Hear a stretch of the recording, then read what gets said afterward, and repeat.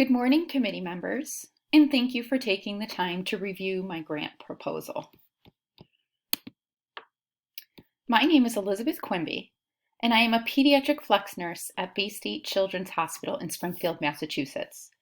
Currently, I am enrolled in the Regis College Pediatric Nurse Practitioner Program in the primary care track. I have been a nurse for over 13 years, all of which were spent working with the pediatric population. 10 of those were spent working in the neonatal intensive care unit with the smallest and youngest of patients. As a former NICU nurse, I have observed firsthand the myriad of benefits breast milk have on infants' health and well-being. Unfortunately, I have also witnessed many trials and tribulations endured by families attempting to breastfeed. I recognized this problem early on in my career and became a breastfeeding resource nurse to help the mother-infant dyad be successful. During my RN to BSN program, I proposed a change in the NICU aimed at breastfeeding, which was successful at improving the numbers of infants receiving mother's milk upon discharge. Why am I telling you this? I am telling you this because while I have seen significant improvement in breastfeeding initiation inside the hospitals, 84% to be exact, according to the most recent CDC breastfeeding report card, the exclusivity and duration of breastfeeding outside of the hospital is suboptimal.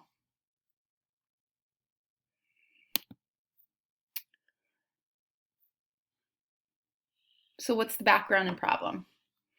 Multiple organizations, such as the World Health Organization and American Academy of Pediatrics, just to name a couple, advocate for exclusive breastfeeding or use of exclusive breast milk for the first 6 months of life or longer as mutually accepted by mother and infant.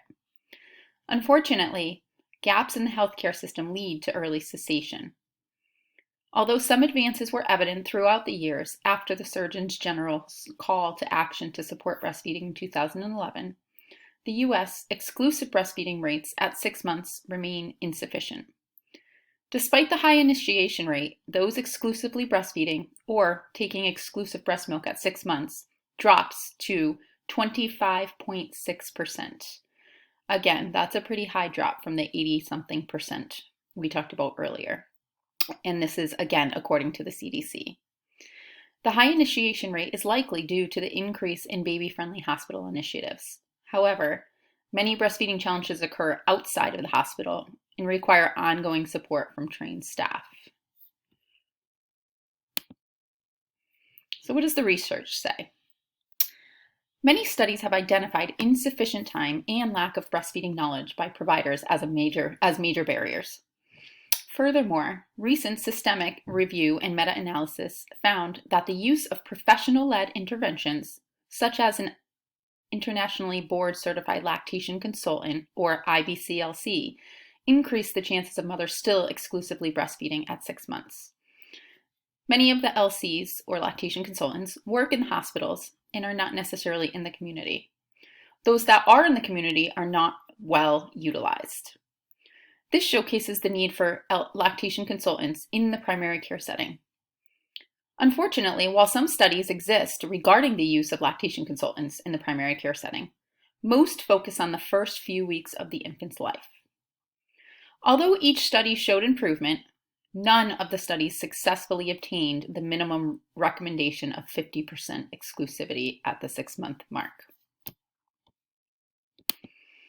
So that leads me to the purpose of this study. This project, therefore, plans to implement a consistent, accessible, and positive lactation education and care with the addition of a full-time lactation consultant in the pediatric primary care setting to identify if this change will improve the exclusive breast milk rate at 6 months. Proposed project methodology.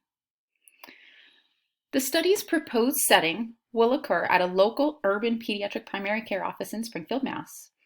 This particular office has a mix of MDs, NPs, and DOs, none of which are certified as lactation consultants. The mother-infant dyads will be recruited by convenience sampling. To be included in the study, Mothers must have expressed interest in breastfeeding. The newborn must be admitted to the particular practice and never received formula to date. Exclusions include taking any meds exclusively prohibited while breastfeeding, or if the baby has any medical conditions incompatible with receiving exclusive breast milk. The sample size will be as many as can be recruited within the allotted time frame. However, 90 mother-infant dyads would be ideal for this study. This project will take place over 18 months, broken down into 2 sections: the pre-lactation consultant and the post. The type of feeding, amount, and mode will be measured using the FeedCat tool, and the mother's self-efficacy will be measured using the Breastfeeding Self-Efficacy Scale short form. During the first 9 months, the primary care practitioners will provide standard care and will assess breast milk intake and exclusivity at each scheduled well baby visit using the provided tool. Mothers will also be asked to fill out the self-efficacy form at each appointment. The lactation consultant will be available in the office Monday through Friday full-time for the last 9 months of the study and will work closely with the practitioners during all of their scheduled well baby visits to address mothers' breastfeeding concerns, questions, or problems that may occur. Telephone support will also be available during office hours for those with additional questions not during the scheduled appointments. Furthermore, the lactation consultants will provide necessary education or tools such as nipple shields as needed. The lactation consultant will assess the feeding status using the FeedCat tool, and the mothers will also be asked to fill out the self-efficacy form as well. Outcomes and evaluations. Outcomes and evaluations include assessing mother self-efficacy scores both pre and post implementation, and assessing exclusivity and duration of breast milk intake pre and post implementation. At the end of the study, the percent of exclusive breast milk intake will be calculated. Both pre and post implementation numbers will be compared to assess if having a full-time lactation consultant increases the duration and exclusivity of breastfeeding. Furthermore, the self-efficacy scores will be compared between both groups to see if there is a correlation exists between mother self-efficacy and exclusive breast milk intake. So what's the significance to nursing? As discussed earlier, the health benefits of exclusive breast milk are well known throughout the literature. Many organizations, including WHO, suggest the use of exclusive breast milk for a minimum of 6 months. While initiation rates are high, they steadily decline and are well below the recommended number at the 6-month mark. Lactation consultants are key to providing the necessary education to improve breast milk duration and exclusivity, as research shows. With the implementation of the Affordable Care Act, lactation consultants are essential equipment are now covered under preventative care services, therefore offering the perfect opportunity for primary care practitioners to expand their services. Having lactation consultants within the pediatric office may help to close the gap by offering easily accessible services to the mother-baby dyad at the same time as well baby visits, therefore improving the overall duration of breast milk intake. Furthermore, the use of lactation consultants in the office will help to educate other staff to provide better breastfeeding care.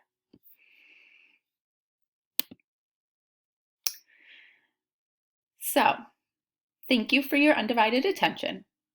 If you allow me the chance to obtain this grant, it will pay for the full-time employment of the lactation consultant, or whatever insurance doesn't cover, a stack of different sized nipple shields to help moms when needed, and the necessary copies of questionnaires and forms.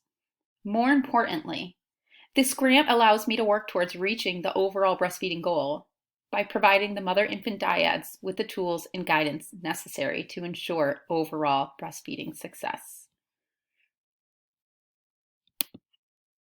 You might be able to say no to me, but can you say no to them? Thank you. Here are the references.